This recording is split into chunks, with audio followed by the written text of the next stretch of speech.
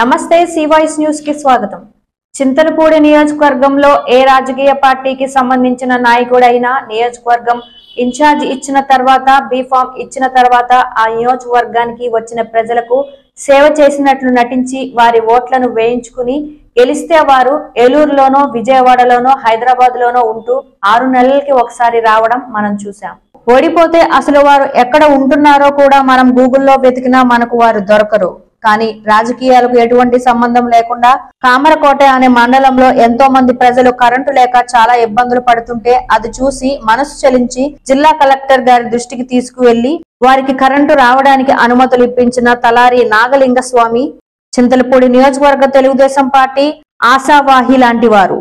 రాజకీయాలకు వస్తే మా అంత అదృష్టవంతులు ఎవరు ఉండరు అని ఒక మండలానికి సంబంధించిన ప్రజలందరూ అనుకుంటున్నారు। కలవటం జరిగింది। ఆయన కలిసిన వెంటనే ఆయన జిల్లా కలెక్టర్ గారికి అలాగే కరెంట్ వారికి కలిసి సిబ్బంది వారికి కలిసి మాకు కరెంట్ అయితే 24 గంటలు రప్పించారు। మాకు చాలా సంతోషంగా ఉంది।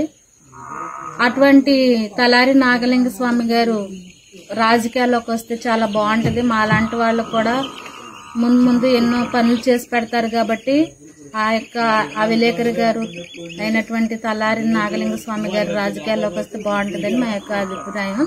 అలాగే ఆయన కొరకు మేము కూడా ఎంతో కృషి చేస్తాము అలాంటి మంచి మనిషి కోసం। Thank you.